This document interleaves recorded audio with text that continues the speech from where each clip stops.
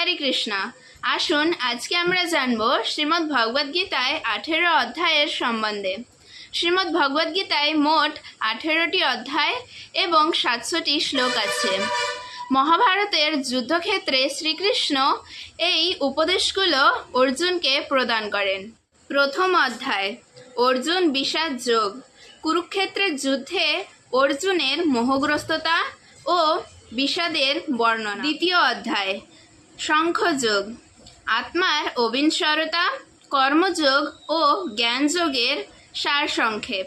তৃতীয় অধ্যায়, কর্মযোগ। নিষ্কাম কর্মের গুরুত্ব ও কর্তব্য সম্পাদনের মাহাত্ম্য। চতুর্থ অধ্যায়, জ্ঞান কর্ম সন্ন্যাস যোগ। জ্ঞানের মহিমা এবং কর্ম ও সন্ন্যাসের রহস্যময় তথ্য। পঞ্চম অধ্যায়, কর্ম সন্ন্যাস যোগ।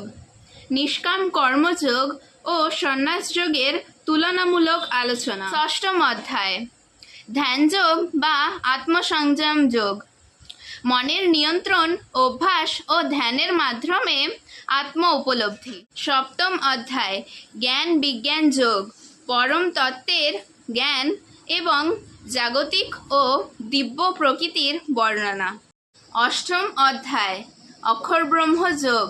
পরম ব্রহ্ম, মৃত্যুর সময় স্মরণের গুরুত্ব এবং মুক্তির উপায়। নবম অধ্যায়, রাজবিদ্যা রাজগুহ যোগ। সমস্ত জ্ঞানের রাজা, সর্বোচ্চ ও পরম গোপনীয় ভগবত তত্ত্ব। দশম অধ্যায়, বিভূতি যোগ। ভগবানের অনন্ত বিভূতির ও ঐশ্বর্যের বর্ণনা। 11তম অধ্যায়, বিশ্বরূপ দর্শন যোগ। অর্জুনের কাছে ভগবানের বিরাট বা বিশ্বরূপ প্রকাশ। 12তম অধ্যায়, ভক্তি যোগ।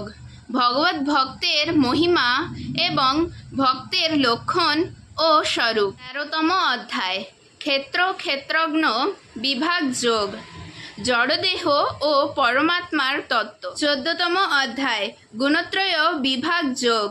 প্রকৃতির 3টে গুণ, সত রজ ও তম গুণের প্রকাশ ও স্বরূপ। 15তম অধ্যায়, পুরুষোত্তম যোগ। পরম পুরুষ বা পুরুষোত্তম পরমাত্মার স্বরূপ ও সংসার বৃক্ষের বর্ণনা। 16তম অধ্যায়, দৈবাসুর সম্পদ বিভাগ যোগ। দৈবী মানে সদ্গুণ ও আসুরিক মানে অসুরভাব প্রকৃতির পার্থক্য। 17তম অধ্যায়, শ্রদ্ধাত্রয় বিভাগ যোগ। শ্রদ্ধা, আহার, দান, যজ্ঞ ও তপের ত্রিবিধ ভেদ। 18তম অধ্যায়, মোক্ষযোগ বা সন্ন্যাস যোগ। গীতার সম্পূর্ণ সারসংক্ষেপ, কর্মফল ত্যাগ ও শরণাগতির মাধ্যমে চূড়ান্ত মোক্ষ লাভ। জয় শ্রীকৃষ্ণ। রাধে রাধে।